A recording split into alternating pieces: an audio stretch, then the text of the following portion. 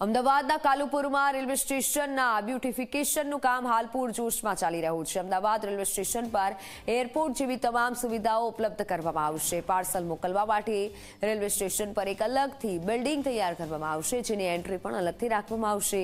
હાલના તમામ પ્લેટફોર્મમાં lift system છે, તેની જગ્યાએ 8 લિફ્ટ 8 એક્સેલેટર બનાવવામાં આવશે અને આ સાથે bullet train, metro, BRTS, MTS સહિતની તમામ પરિવહન વ્યવસ્થા એક જગ્યાએ ઉપલબ્ધ કરાવાશે, જેથી કરી મુસાફરોને કોઈ પણ પ્રકારની તકલીફ ન પડે। हम लोग कटिबद्ध हैं कि समय पे 3 साल का इसका कंप्लीशन पीरियड है। 3 साल के कंप्लीशन पीरियड में इसको कंप्लीट करने के लिए हम लोग प्रतिबद्ध हैं। अभी तक जैसा आज आप देखेंगे, अहमदाबाद स्टेशन के डेवलपमेंट में जो पार्सल बिल्डिंग है वो काफ़ी हद तक ऊपर आ चुकी है।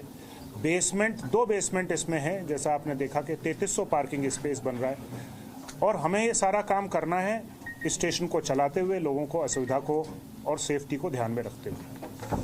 तो 2 बेसमेंट नीचे अभी आप जाके देखेंगे तो वहाँ पे जो फाउंडेशन है, फाउंडेशन का काम हो गया है, एलिवेटेड रोड का काम काफ़ी तेज़ी से चल रहा है।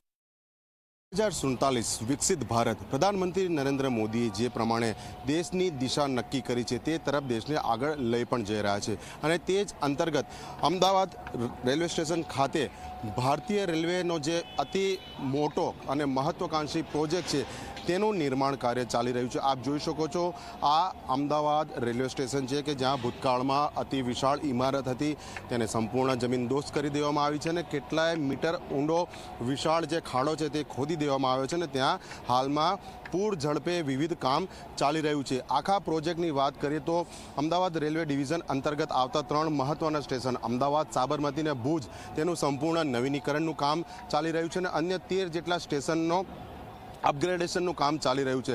અમદાવાદની વાત કરીએ તો લગભગ 2500 કરોડનો આખો આ પ્રોજેક્ટ છે, જે અંતર્ગત હયાત રેલવે સ્ટેશનને સંપૂર્ણ દૂર કરી નવું બનાવવામાં આવી રહ્યું છે।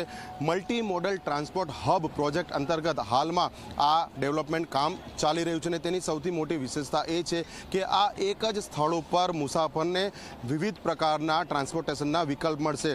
Auto rickshaw, taxi, AMTS, BRTS, regular ભારતીય રેલ, અંડરગ્રાઉન્ડ મેટ્રો સેવા અને ઓવરહેડ સામેની તરફ આપ જોઈ શકો છો બુલેટ ટ્રેન કે જેનો કોરિડોર હાલમાં તૈયાર થઈ રહ્યો છે। એટલે રેલવે સ્ટેશનની બંને તરફ, સરસપુર તરફ હોય કે કાલુપુર તરફ, કોઈ મુસાફર આવવા માંગતું હોય અથવા તો જવા માંગતું હોય તેને તમામ પ્રકારના વિકલ્પ મળશે। સાથે જ આખા પ્રોજેક્ટની બીજી મહત્વની વિશેષતા એ છે કે કાલુપુર એટલે ટ્રાફિકની દ્રષ્ટિએ ગીચતા ધરાવતો સૌથી વ્યસ્ત વિસ્તાર કે જ્યાં એક છેડે કાલુપુર બ્રિજ આવેલો છે તો બીજા છેડે સરસપુર બ્રિજ આવેલો છે। એટલે આખા વિસ્તારની વચ્ચે પણ અત્યાધુનિક પદ્ધતિથી, ટેકનોલોજીથી કામ ચાલી રહ્યું છે અને વિશેષ એલિવેટેડ કોરિડોર બનાવવામાં આવી રહ્યો છે ભવિષ્યના ટ્રાફિકને ધ્યાનમાં રાખીને। કેમેરા પર્સનને કહીશ આ તરફના જે દ્રશ્યો છે તે પણ બતાવવાનો પ્રયત્ન કરે। આપ જોઈ શકો છો આ કાલુપુર તરફથી કાલુપુર બ્રિજ તરફ જતો વિસ્તાર છે કે જ્યાં જે તે સમયે ભૂતકાળમાં ટ્રાફિક જામ થતો હતો। હાલમાં તો આ વિસ્તાર કોર્ડન કરી દેવામાં આવ્યો છે અને જે પિલર ધીમે ધીમે બનતા આપ જોઈ રહ્યા છો, આ એલિવેટેડ કોરિડોર જે બનવાનો છે કે હયાત બ્રિજની ઉપરથી વિશેષ આખો એક બ્રિજ બનશે અને લગભગ 3500 કરતાં પણ વધુ 4 વ્હીલરનું પાર્કિંગ થઈ શકે તે સાથેની સુવિધા અહીંયા ઊભી કરવામાં આવશે। એટલે એરપોર્ટ ઉપર મુસાફરોને જે પ્રમાણેની અત્યાધુનિક સુવિધાઓ મળે છે, ઓછામાં ઓછી અસુવિધા સાથે વધુમાં વધુ સર્વિસ કઈ રીતે મળે તે હેતુ સાથે હાલ અમદાવાદ રેલવે સ્ટેશન ખાતે ભારતીય રેલવે તંત્ર દ્વારા ઝડપભેર કામગીરી ચાલી રહી છે અને આગામી 3 વર્ષ એટલે કે વર્ષ 2027માં આખો આ પ્રોજેક્ટ પૂર્ણ થઈ જશે તેવી સંપૂર્ણ ખાતરી ઉચ્ચ અધિકારીઓએ વ્યક્ત કરી છે। કેમેરા પર્સન મુકેશ ચૌહાણ સાથે અર્પણ કાયદાવાલા, ઝી મીડિયા।